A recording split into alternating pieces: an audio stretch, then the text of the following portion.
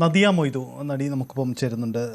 Shrimati Nadia Moidu, Sreenivasan എന്ന നടനെ ഓർത്തെടുക്കുമ്പോൾ എല്ലാവർക്കും അദ്ദേഹത്തോടൊപ്പമുള്ള അനുഭവങ്ങൾ, സിനിമയ്ക്ക് പങ്കുവച്ച നിരവധി മുഹൂർത്തങ്ങൾ, ഇതൊക്കെ ഇങ്ങനെ നിരവധി ആളുകൾ അങ്ങനെ അനുഭവങ്ങൾ പങ്കുവെക്കുന്നുണ്ട്. താങ്കൾ എങ്ങനെയാണ് ഓർത്തെടുക്കുക? ശ്രീനിവാസേട്ടൻ നമ്മൾ ഓർക്കുമ്പോഴും ഞാൻ നേരത്തെ ആരുടെ പറഞ്ഞ പോലെ നമ്മുടെ മനസ്സിലൊരു ഒരു സ്മൈല് വരുത്തുന്ന ഒരു പേഴ്സണാലിറ്റിയാണ് ശ്രീനിവാസനേട്ടൻ. എപ്പോഴും നമ്മുടെ മനസ്സിൽ അങ്ങനെ ഉണ്ടാകത്തുള്ളൂ ആ മെമ്മറി. അങ്ങനെയാണ് അങ്ങേരുടെ കോൺട്രിബ്യൂഷൻ സിനിമയ്ക്ക് കൊണ്ടുവന്നത്.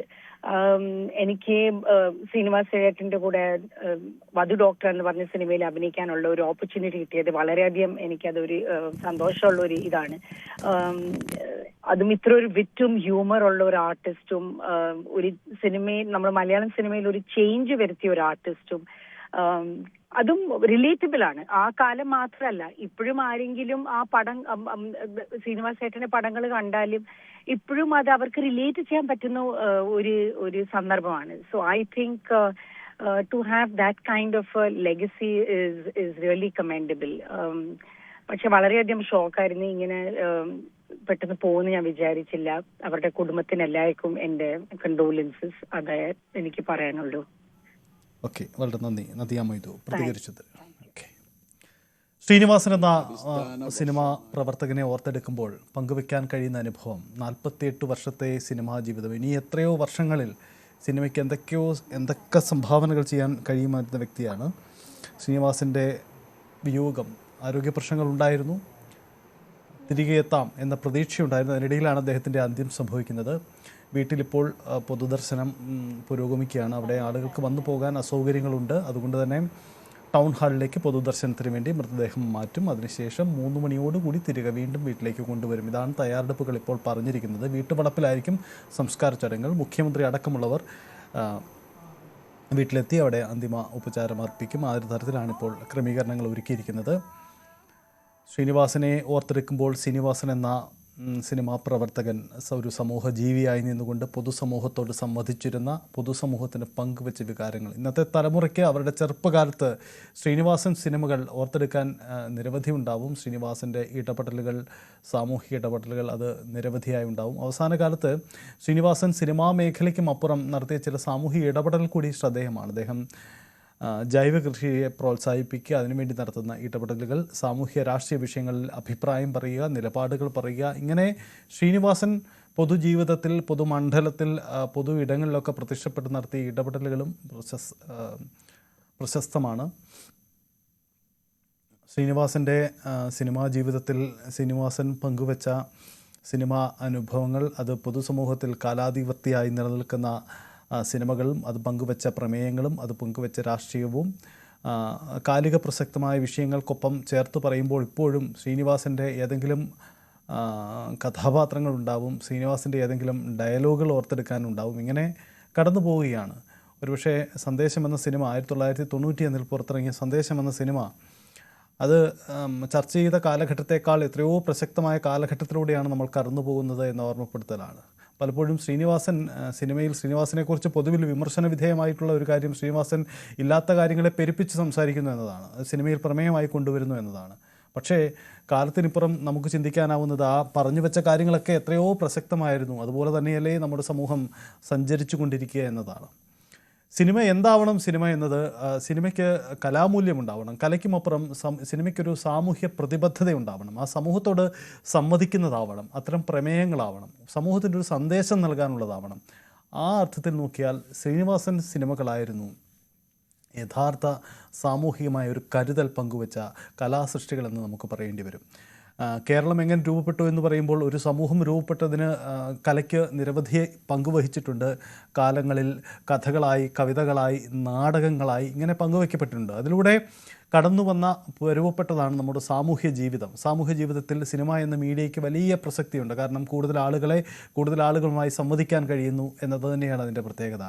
അവിടെ ശ്രീനിവാസൻ അഭിനയത്തിൻ്റെ അതിൻ്റെ ഒരു താരമൂല്യവും നിലനിർത്തി നിൽക്കുന്നതിനിടയിൽ തന്നെയാണ് അദ്ദേഹം കാലിക പ്രസക്തമായ, സാമൂഹ്യ പ്രസക്തിയുള്ള വിഷയങ്ങൾ പങ്കുവെച്ചുകൊണ്ട് സിനിമയിലൂടെ കടന്നു വരുന്നത്. അതിൽ ആക്ഷേപഹാസ്യത്തിൻ്റെ പരിവേഷമുണ്ട്, അതേസമയം സാധാരണക്കാരിലേക്ക് വളരെ വേഗത്തിൽ സമ്മതിക്കാൻ കഴിയുന്ന ഭാഷയുണ്ട്. ഇങ്ങനെ കടന്നു പോകുന്നു ശ്രീനിവാസൻ്റെ സിനിമകളുടെ രീതികൾ.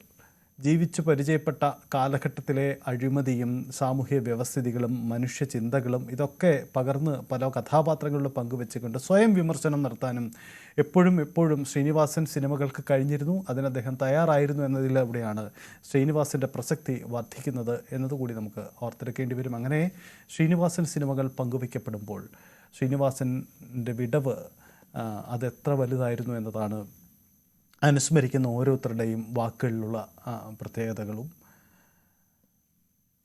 മൃതദേഹം വീട്ടിൽ പൊതുദർശനത്തിന് വെച്ചിരിക്കുകയാണ്. മക്കൾ വിനീത് ശ്രീനിവാസനെ നമുക്ക് ദൃശ്യങ്ങളിൽ കാണാൻ കഴിയും. ഒപ്പം പത്നി ഭാര്യ വിമല ഒപ്പമുണ്ട്.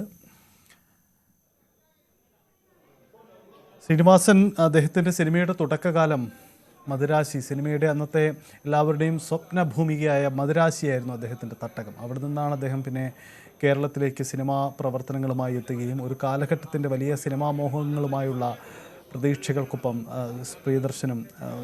ശ്രീനിവാസനും വളരുകയായിരുന്നു. പ്രിയദർശനായിരുന്നു അദ്ദേഹത്തിൻ്റെ ആദ്യ സംവിധായകൻ. തിരക്കഥയുടെ ആദ്യ സംവിധായകൻ പ്രിയദർശനായിരുന്നു. അങ്ങനെ ഒരു പ്രത്യേകതയുമുണ്ട്.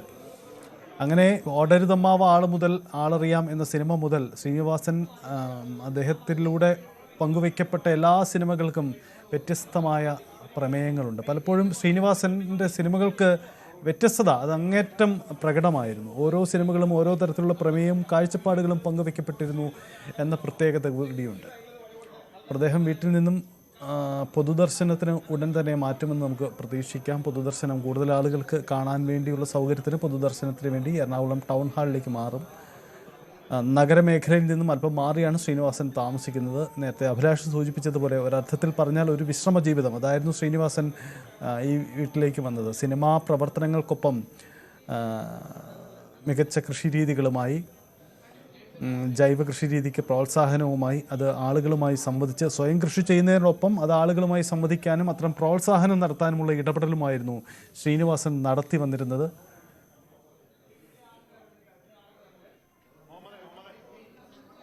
യെസ്, നേരത്തെ നമ്മൾ സൂചിപ്പിച്ചു നടൻ ശ്രീനിവാസൻ അദ്ദേഹത്തിൻ്റെ സിനിമാ സ്വപ്നങ്ങളുമായി പൂനെ ഫിലിം ഇൻസ്റ്റിറ്റ്യൂട്ടിലെത്തുമ്പോൾ അദ്ദേഹത്തിൻ്റെ സഹപാഠിയായിരുന്നു ഇപ്പോൾ രജനീകാന്ത്. അദ്ദേഹത്തിൻ്റെ പ്രതികരണം കൂടി. It is shocking to know that my good friend Srinivasan is no more. He was my classmate in Film Institute. Excellent actor and a very good human being. Let his soul rest in peace. Thank you. Rajinikanth ഓർത്തെടുക്കുന്നത് ശ്രീനിവാസനെ അങ്ങനെയാണ്. നോക്കൂ, ശ്രീനിവാസൻ്റെ cinema സ്വപ്നങ്ങളിൽ ഒരു കാലഘട്ടത്തിൽ cinema എന്ന ഒരു വലിയ സ്വപ്നത്തിലൂടെ കടന്നു വന്നു. അന്ന് എങ്ങനെയെങ്കിലും സിനിമയിൽ എത്തിപ്പെടുക എന്നതാവാം ഒരു പക്ഷേ ശ്രീനിവാസൻ്റെ സ്വപ്നം. അന്ന് സിനിമയിൽ അഭിനയിക്കുക എന്ന സ്വപ്നമായിരിക്കും അദ്ദേഹത്തിന് പ്രധാനമായി ഉണ്ടാവുക. പക്ഷേ അതിൽ നിന്ന് അദ്ദേഹം പിന്നീട് നിർബന്ധപൂർവ്വം പേനയെടുക്കേണ്ടി വന്നു എന്നതാണ്. കാരണം ആദ്യ കാലങ്ങളിൽ സിനിമയിൽ ചെറിയ വേഷങ്ങൾ ഒതുങ്ങിപ്പോവേണ്ടി വരുന്നു. പിന്നെ സ്വയം എഴുതുന്ന തിരക്കഥയിൽ മികച്ച കഥാപാത്രങ്ങൾ ഉണ്ടാവുന്നു. നേരത്തെ നമ്മൾ പരാമർശിച്ചു പോയ വടക്ക് നോക്കി യന്ത്രം പോലെയുള്ള സിനിമകളിൽ ഒരു സ്വയം നായകനായി അവതരിക്കുന്നു എന്ന് മാത്രമല്ല അതിൽ ആക്ഷേപഹാസ്യത്തിലൂടെ അദ്ദേഹം സ്വയം വിമർശനം കൂടി നടത്തുകയാണ് ചെയ്തത്. അന്നത്തെ ഒരു തലമുറയെയും ക്കെതിരായൊരു വിമർശനം കൂടിയായി മാറുകയാണ് അദ്ദേഹത്തിൻ്റെ സിനിമകൾ കടന്നുപോയത്. അങ്ങനെ സിനിമയിൽ ഇടം കണ്ടെത്തി മുന്നേറിയ വ്യക്തിയാണ് ശ്രീനിവാസൻ എന്ന വ്യക്തി. ശ്രീനിവാസനെ നമ്മൾ കേട്ടത് നടൻ മമ്മൂട്ടി. മമ്മൂട്ടി അദ്ദേഹത്തിൻ്റെ വീട്ടിൽ എത്തിയിരിക്കുകയാണ്. നമുക്ക് ആ ദൃശ്യങ്ങളാണ് നമ്മൾ കാണുന്നത്.